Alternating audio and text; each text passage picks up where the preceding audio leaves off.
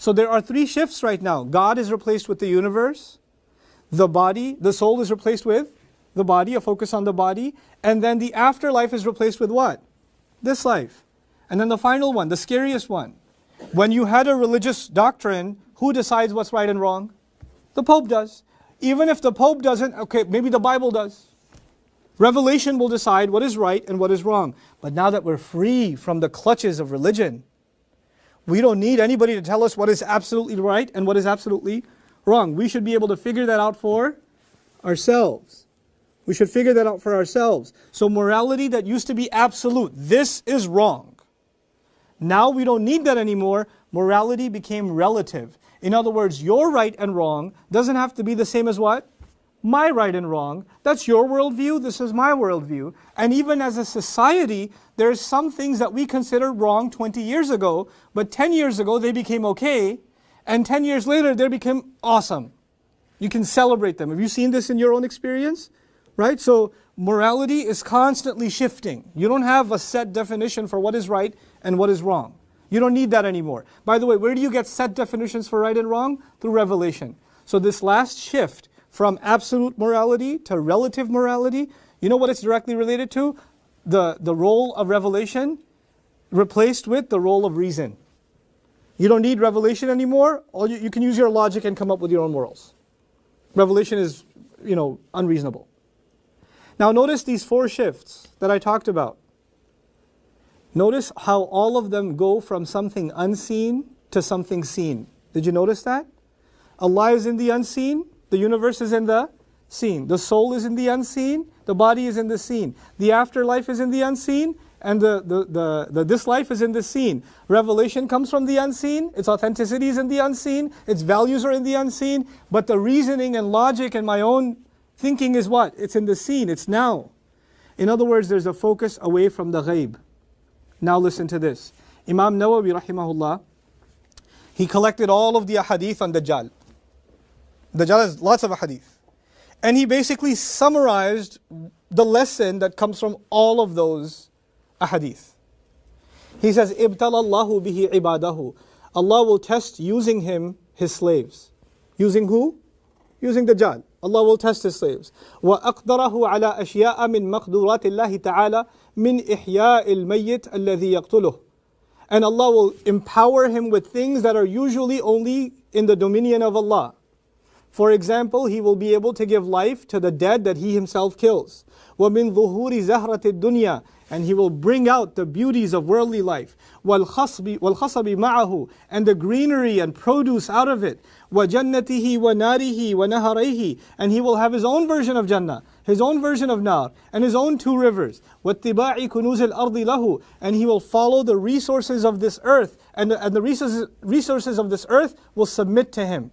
They will come under his feet. وَأَمْرِهِ السَّمَاءَ أَن تُمْطِرَ فَتُمْطِرْ. And his ability to command the sky to rain, and it will rain. وَالْأَرْضِ أَن تُنْبِتَ فَتُنْبِتْ. And he'll tell the earth to produce, and it will produce. فَيَقَعُ كُلُّ ذَلِكَ بِقُدْرَةِ اللَّهِ تَعَالَى وَمَشِيئَتِهِ. All of that will happen by the power of Allah and His will. By the way, is artificial rain a reality? Is artificial production a reality today? Are limbs being regenerated? Is there a worldly concept of Jannah and Jahannam already? Are resources of the world being put to use? Resources you could not have imagined? Sand and silicone being put to technology's use? Treasures of the earth that could never have been considered treasures in history are now treasures? Right? All of this, by the way, all of this seems to suggest what? Dajjal makes you focus on the seen. And what I'm saying is the revolution that resulted from the oppression of the Christians led also on a focus on the seen. Now, there's something in common between Dajjal and this revolution. Dajjal focuses on the seen, and this revolution puts humanity's focus on the seen. Now, the Prophet ﷺ says, or actually Allah says to the Prophet ﷺ, فَلَعَلَّكَ بَاخِعٌ نَفْسَكَ عَلَىٰ آثَارِهِمْ إِن لَّمْ يُؤْمِنُوا بِهَذَا الْحَدِيثِ أَسَفًا. Listen to this carefully. Allah says about the Christians to the Prophet ﷺ, He says, are you going to kill yourself in grief over their consequences if they don't believe in this revelation, this speech? In other words, these Christians, if they don't change their way, there are going to be consequences. And those consequences will pave the way for a Dajjali worldview. Like a Dajjal-based world, it'll set the stage for Dajjal to come and make it easy. No problem. All of it will be facilitated by what? Christian creed. And the Messenger ﷺ knows this. By the way, where is this mentioned? In the beginning of Surat Al-kahaf, which is also associated with what? Whoever recites the first 10 ayat of Surat Al-kahaf is protected from what? The fitna of Al-Masih Al-Dajjal. Everything is connecting now. This whole fitna that we're in the middle of, that we're heading towards. Yes, Dajjal may not be here. So don't ask me a question. Do you believe that this revolution is Dajjal and there's no real person Dajjal? I do believe there's a person Dajjal. I do believe that. It's been physically described by Rasulullah ﷺ. I don't believe that to be figurative. But I do believe the stage for him being set, we have to keep our eyes open. We have to keep our eyes open. So now let's tie all of this together quickly, and I'll give you a 1 minute break before parts 3 and 4, because you guys need a breather after this one. This is pretty heavy stuff. Rasulullah ﷺ says, "Man qara'a 10 ayat min awwali Surat Al-kahaf usima min Fitnat Al Dajjal." Whoever recited 10 ayat from the beginning of Surat Al-kahaf is protected from the fitna of Dajjal. So the first 10 ayat in particular will give us a lot of insight about the fitna of Dajjal. Right? Now, remember when I told you what happens to morality? What happens to morality in modern times? It wavers. When something wavers from its original position, it is said to have a iwaj. The Arabic word is iwaj. It's a deviation. And morality today keeps on deviating. And by the way, deviation is like, it's a little bit deviated, and over time, it goes really out there. And it's so far from where it started. So it starts at a small turn, and then it becomes like hundreds of miles away. Right? That's what happens. What does Allah say in the very beginning? Alhamdulillahi alladhi anzala ala abdihi al-kitab wa lam yaj'al lahu iwajan. Alhamdulillah for the book that Allah revealed onto His slave and did not allow for any what? Deviation. Because in a time where every bit of morality will deviate, the only book that will stand its ground and will not shift will be this book. As a matter of fact, entire institutions that are official institutions of Christianity, entire legions of churches have accepted things that they never accepted in their history in modern times. The Church of England, for example, in the 80s said if a man and a woman are not married but they love each other, it's real love, then it's okay. It's not fornication. It's not adultery. So long as it's real love. Just don't cheat on your girlfriend. And I read this from religious authorities of the church. I said, wow, iwaj. Check out that iwaj. That's huge. We can't bring ourselves to that position. What the book says is what it says. And we have to hold ourselves to it. So the idea is, so long as we hold on to this book, I want to give you an image. Imagine a tree with deep roots and there's a flood. Everything is getting uprooted and getting washed away. And you're hugging this tree. So long as you're holding on to this tree, you will not get washed away. And the moment you get a little bit loose, what's going to happen?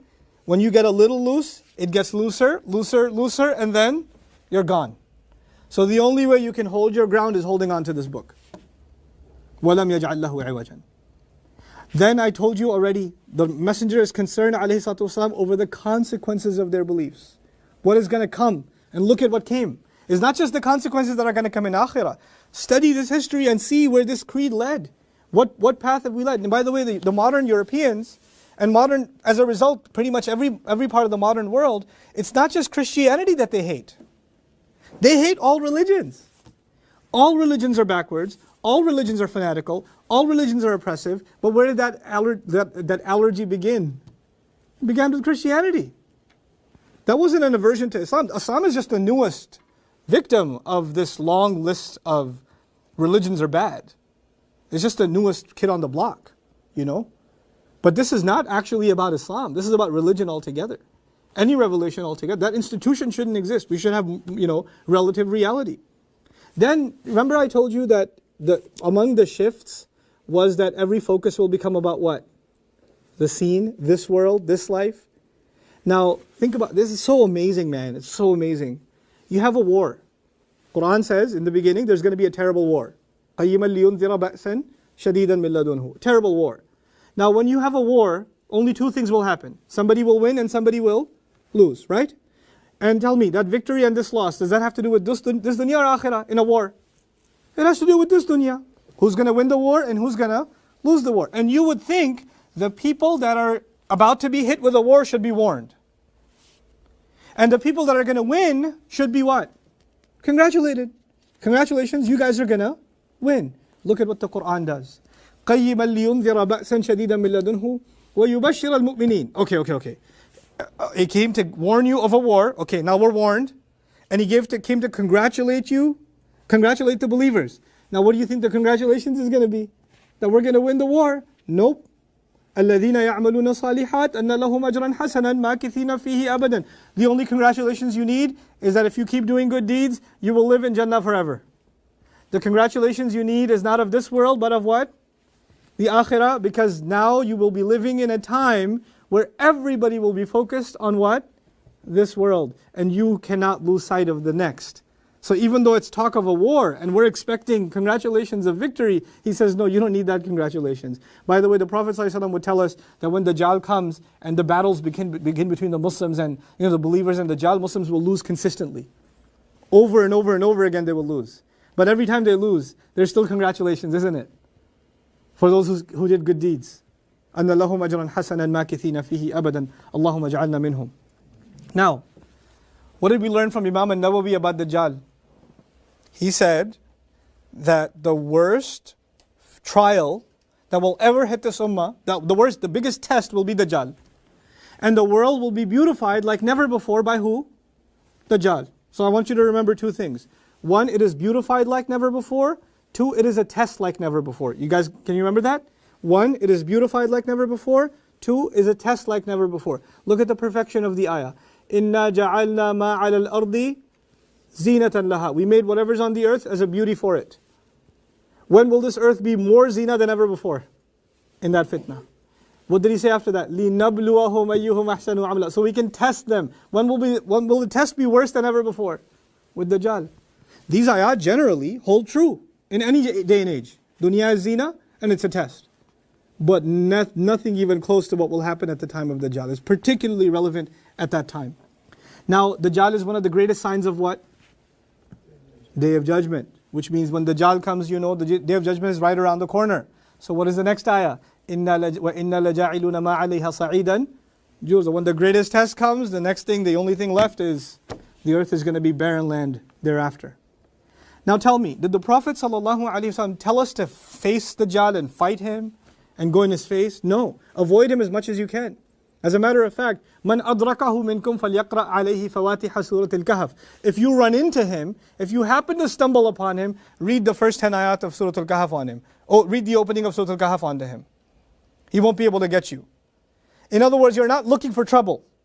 You are getting away from this overwhelming tyrant. How many ayat did the Prophet say we have to recite?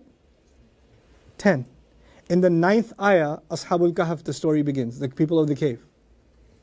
You would think all the ayat about fitna and the ayat about the world coming to an end, all of that should be enough for the fitna of Dajjal. Allah made the story of the cave part of our protection. The gorgeous connection between the story of the people of the cave and the protection from fitna of Dajjal. Let me tell you just one thing about it. There's 100 things to tell you. One thing I'll tell you and you get your break.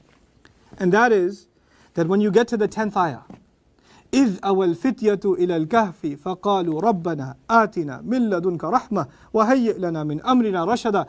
They are turning to the cave and they're saying to Allah, Ya Allah, give us some special rahmah, some special love and care from your behalf and facilitate some kind of guidance for us. Ya Allah, the only one that can be our refuge is you. By the time you get to the 10th ayah, our dua against Dajjal and their dua against their king becomes one. Our problem and their problems merge in one dua. And so when we read the rest of the story of these young men, we no longer think of them as some historical thing. We identify ourselves in their position. Subhanallah.